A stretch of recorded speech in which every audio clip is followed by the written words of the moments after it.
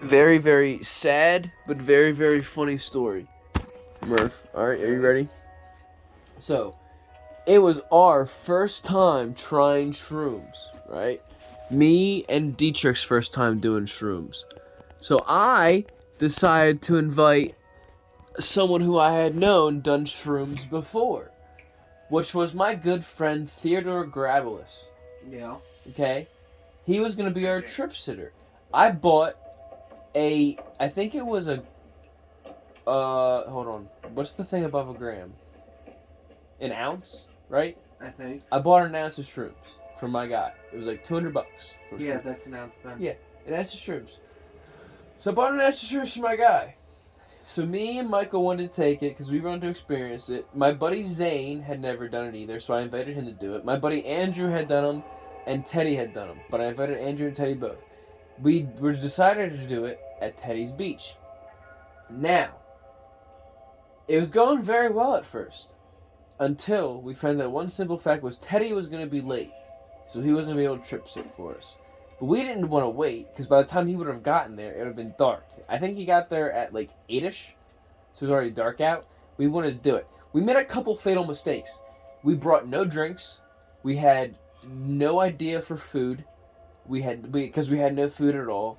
And we weren't going to drive because we were tripping for the first time. So obviously we weren't going to be behind the wheel, right? Yeah. So it all kind of went well at first. We all took our shrooms.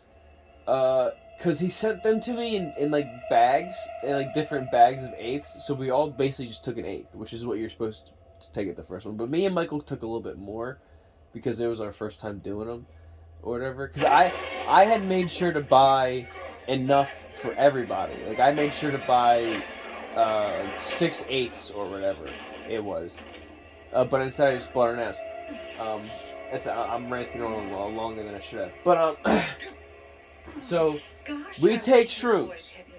Me and Michael start taking them, and then Zane and them start taking the leftovers that we had in the bag, and everything's fine. I start seeing shit, Murph.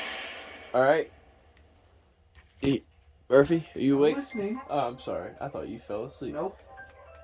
I start seeing shit. Here's what I start seeing. You ever been to Ted's Beach? Yes, that's where we lit the fireworks and blew the cat up at. Alright, so if you go to Ted's Beach, have you seen the house in the middle of the forest? I think I know the house you're talking about. I call it the heart of the forest. And I was just I was, what? Hand me a Mountain Dew. Hold on. Because I'm thirsty. Okay, I call it the heart of the forest. Because it's like in the middle of the forest. Okay. And it's just thick, and I was mesmerized by it. It was just in my head. I wanted to keep looking at that fucking house for fucking so long. But I don't know why. I just wanted to. So I kept staring at it, and then me, Zane, and Andrew walked down to the beach, and Michael, for some reason, wouldn't move. Michael had a bad trip. We'll get to that. Oh no. Yeah, it kind of fucked up a little bit. But so how much is a little bit? You'll a lot of it. You'll figure it out. So basically, Michael had a bad trip. Me, Zane, and them didn't. So we went down to the pier and we were looking at the thing and we were looking at birds and shit. It was really fun. I got a couple videos of it. But then we wanted to walk back. As we were walking back, the boat, like, you know how water ripples and it makes the boat, it slaps the boat and it makes a slapping noise? Yes. I swear to God, to this fucking day, and this is why I constantly say that there are demons in Ted's Lake, because from that day, I heard the word church. I'm not fucking with you. I know I was tripping. I'm not fucking with you, bro. The word church, when the water hit that boat, it said church. And I looked back because I thought Zane had said my name, because that's what they call me. And I was like, damn. I was like, what you guys say? What you want? And they said, we ain't say nothing. What the fuck are you talking about? So I'm convinced there's demons in the lake. And after that, we go back. Michael's sitting there. He's drinking his fucking swamp water that he had. He mixed like tea with water. It was really fucking gross. This is the part Zane finds really funny too. So Michael's sitting there, and I throw up. because I guess I had so much shrooms, my body was like tripping out really hard. Oh, I forgot to mention, I saw a lion in a tree stump. There's this tree stump, and I walked up to it, and in the tree stump, like, you know how when they get cut down, how like the bark's kind of left over, and like it's like the wood sticking up. Yeah. So I thought it looked like a lion. Oh my god. So I went over there and I was like, dude, there's a fucking lion in the tree, blah blah blah. And then I went back, and then I was like throwing up, I was coughing up shit, but when I did it, this is another weird thing. I threw up. But the way I threw up was fucking weird as shit. When I threw up, the thing I threw up, the image that it made when the water or whatever hit when the liquid hit the ground, it looked like a woman. Oh! Oh no! What? Take it out. Oh. But the thing I threw up looked like a woman. Okay. And it was like staring at me. Okay. And I swear I've seen this woman before.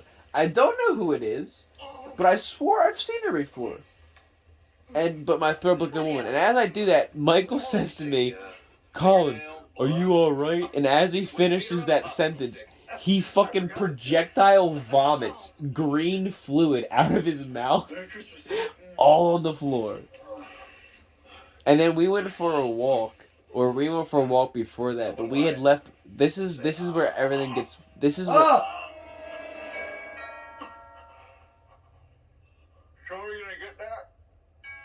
This is where everything gets fucked up, Murph. Right? Yeah.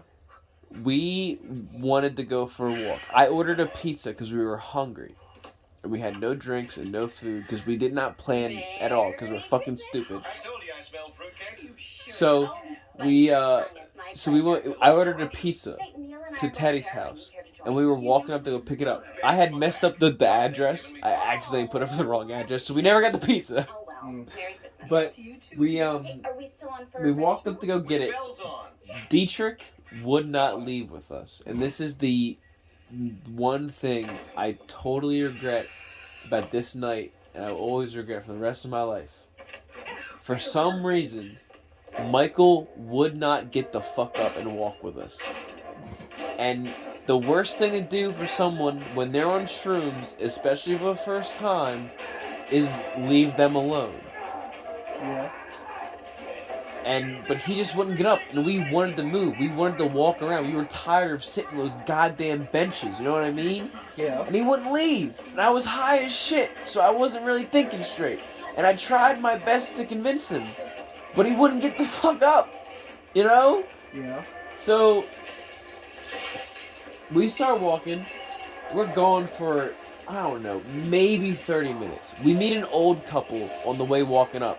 Ted's parents know him because we talked about Teddy, and he's like, "Oh, you mean Teddy Grabless, the lawn guy?" And he's like, "No, that's my buddy's father. We know his son. You know what I'm talking about because his dad's name's Teddy, whatever." Yeah. So we meet them. They have a dog. We have a nice conversation. We're like, "Yeah, we're just hanging out at the beach. We're waiting for Ted to get here. He's coming. He's getting off work soon. Whatever." They were completely fine with us. No issue whatsoever. They probably knew we were smoking. Because they could kind of tell, but I don't think they really cared at all. But then we keep going, and we kept walking, and we go back to the beach, and this is when shit hits the fan. Yeah. For some reason, Michael got so paranoid when he was alone and seeing people walk up to the beach, he was so certain the cops were coming. Oh my god. We came back, and he was fucking frightened, and he wouldn't tell us why at first. He was shaking his leg, he had his hands in his mouth, and he was really scared. His hand in his mouth? He was like this, like he was like thinking really hard. Like, you know how you have your hand at your chin? Yeah. He was like that. So we come back, and he's sitting there like that, and I ask him what's wrong. And at first he doesn't say nothing. He's like, no, it's so cool, whatever. And then he starts telling us, he's like, the cops are coming. He's like, they called the cops. And at first we got scared, because we were like, what, they did? Like, did you see them do it? Like, what the fuck do you mean they called? He's like, no. I didn't see them do nothing. But he's like, I know they did. He's like, we're not supposed to be here. We're not allowed here. We're not here. I'm like, no, Did he Michael, give us Christmas or it's okay. We're allowed here. Go on, David. This is Teddy's beach. We're friends with Teddy. We just talked to the people who knew him. We're allowed to be here. We're fine. No cops are coming. He was so, like, his brain is stubborn, just like mine is. So when he was thinking about it, and he was tripping, he was having a bad trip because we had left him alone. So, like, inevitably it's my fault that this happened. But, like, we had left him alone. Well, I had left him alone because they didn't know Michael. Zane and Andrew had never met him before, so it wasn't their responsibility. I had left him alone. So we were so sure the fucking cops were coming, dude. And I was trying so hard to keep him calm. And then Zane and Andrew started complaining that they were thirsty. And then I realized I had water in the back of my car. Well, I thought Michael stole my keys. Yeah. Because he thought I was going to drive. But I needed my keys to unlock my trunk. And I was like, Mike, give me my keys. And I started getting angry with him. I was like, Michael, give me my fucking keys. You motherfucker. Give me my fucking keys. I started yelling. Turns out, I don't think he had my keys. I think he might have at first. And then he like, put them somewhere. But we found my keys. I told him to go get water. We all got water, whatever. Ted finally comes. This whole time, Michael's still thinking the cops are coming. This went on for hours. Like 3 hours. I was sitting there trying to convince him the cops weren't coming to get his ass. Yeah. Right. So this is a long story. I know. Okay. I can tell. So he was sitting there for like 3 hours. I was sitting there trying to get him. I was talking to Zane. I was like, I'm sorry, I'm freaking out, trying to calm him down. Like, I just want my boy to calm down, like whatever, and like shit like that. Ted finally gets there to arrive, and I'm like, Ted, please. Well, actually, I forgot to mention. Before that, I was so pissed off that I got up, high off my ass, tripping my balls off, and I walked. There was the old couple that we met before, Yeah. and there was a family. It was a dad, a mom, and 3 kids and a dog. And Michael kept staring at him, and like they called the cops on us. They hate us. They don't want us here. And I was so pissed, and I was like, you know what, Michael? I'm gonna prove you wrong right fucking now. I stood up, I went up, and I walked over to them, and I talked to them. I was like, hey guys, look, I'm sorry. I want to let you know. I don't know if we're bothering you. It's not our fault. I was like, we're just chilling here waiting for our buddy Teddy. He lives here. I was like, I'm sorry for bothering you. If you want us to leave, we'll get in our cars and we'll drive up to Ted's house and we'll wait for him there. If you don't want us at the beach, whatever. You know what they said to me? No, you're fine. We weren't even paying attention. We barely knew you were there. Whatever. We're not even talking. Whatever. Fuck that. Every single one of them. I came back. I relayed that information. No. They called the cops. They're lying to you. The cops are fucking coming. Guess what never showed up? The cops. The cops. Yeah. But it kept getting worse and worse, and he just kept getting paranoid. And I wasn't at the time yet where my brain was working correctly. I was still tripping balls. But then Ted, like I said, Ted got there, and I was like, we were all like, Ted, please explain to Michael that you're here now. The beach is fine. We're allowed here, whatever. And Ted tried. Michael still was dead set, not letting it out of his mind. That the cops got That called. the cops were coming. Well, eventually, I told Ted to take Zane and Andrew away to the bonfire pit. And I was like, look, I'm going to sit there with Michael, whatever. And I eventually just sat there. I didn't say nothing to him for a little bit. And I was like, Mike, I need you to tell me what you're thinking about. He's like, well, I think the cops are coming. I was like, look, Michael, think about it in your head. What law did we break? Did we do anything illegal? He's Yes. like, yeah, we did drugs. I was like, yes, but Other than that. they can't prove that. We took all of them. We can just say that we were just having fun. They don't know that. We technically broke no law. They took on us at all. We just had to be calm or whatever. And eventually I calmed down, but he wanted to leave. But he wouldn't let me drive him home. So he then, like I said, this is when it gets real fucked up. This is when me and Michael were hanging out almost every single day, all the time. And this is the thing, I think about this constantly. Absolutely. One point, I was freaking out. I was like, Michael, please, just fucking tell me. And he was like, he starts talking about something like, he's like, I'm not happy. He's like, Mom, I'm fucking whatever. And he wasn't. At the time, I really think he was really upset, whatever. So I thought maybe having shrooms tripping with his buddies would help out. But inevitably, I left him alone, and it was my fault. He looks up at me, and this is the first time he had looked me in my eyes the whole night we'd been there, since he took the shrooms, this is the first time he looked me dead in my face. And he said, "You ruined my life." Ooh. Well, then he caught himself, and he's like, I mean, I ruined my life. Because he was thinking that taking shrooms completely and utterly ruined his life from going on. Which isn't true. He's fine now. He doesn't think it now. I hope he doesn't think it now. But that's what he thought. But it was just the moment he looked at me and said that, I knew he didn't mean it. And he tells me all the time he didn't mean it. But it's just, he looked me in the eye and he said it. And I didn't know what to do. I'm not going to lie to you, Murph. I broke down. Bro, he was high off his ass. I know, but I'm not. Man was tweaking. I'm not gonna lie to you. Out. I broke down. I went up to the part of the Teddy's Beach down by the pier where no one was, and you have service. And I called his mother, and I said, "Shiloh." I before I could even get the words, I started crying. Ooh. I was like, "Look, I fucked up. I gave your kid the shrooms, and I fucked up, and he said I ruined his life, and I don't know what the fuck I did wrong." I was like, "Please, you need to come get him. He won't let me do nothing. He thinks the cops are coming. He needs you to come get him." And luckily she's understanding. She's understanding. She used to be a party person, so she knew what was up. And she's like, "Colin, you need to calm down." She's like, "It's okay. You're fine, whatever." And I'm like, "No, I'm not fine. I fucking fucked up everything, whatever. I ruined everyone's life. I fucked up your son." I was like, "Fuck, it's my fault." But she did come and get him, and eventually, before she came and got him, I calmed down. But before that, Sarah got involved. Yeah. Which was a good thing. Her mother had texted her and said, "Hey, your friend and your brother are freaking out." And she called me, and I talked to her, and I was like, "Sarah, look, I'm so sorry what I did to your brother." I was like, I'm fucked up. I was like, please forgive me. Because I genuinely hated myself for what happened that night. Oh, this is where it becomes super gruesome, isn't it? What do you mean? Yeah. But I genuinely felt like I fucked up that night. Like, I felt like I was so at fault for everything. Because I was super fucking high on shrooms, but like still, I feel like it was all my fault. You know what I mean? Mm-hmm. So, his mom gets there, his mom and Andrew get there, and everything starts happening, and everyone's freaking out. And by the time they get there, of course, by the time they get there, everyone's calmed down. Me and Michael are fine. I've calmed down. I'm not freaking out no more. I've calmed him down. He's not freaking out no more. And everybody's having a good time. So when Michael's mom gets there, you know what he says to her?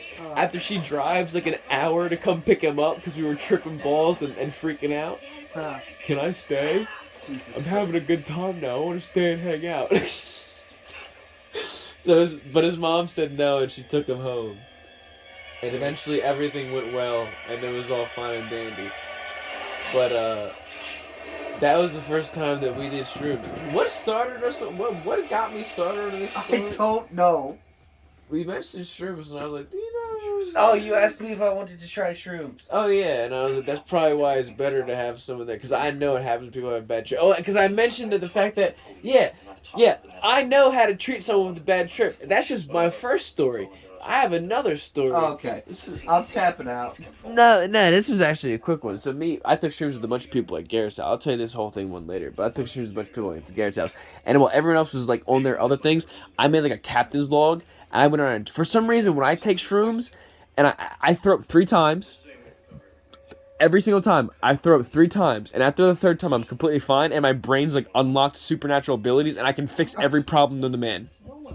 So everyone split into groups of 2, and I kept going around and making sure everybody was okay. I made a captain's log. So my point was, if you take shrooms with me, and I don't do them, don't worry, you'll be fine. I know how to handle a bad trip even when I'm high on shrooms, which means I'm pretty sure I'll be able to handle when I'm not high on them, because I've only handled them when I'm high on shrooms.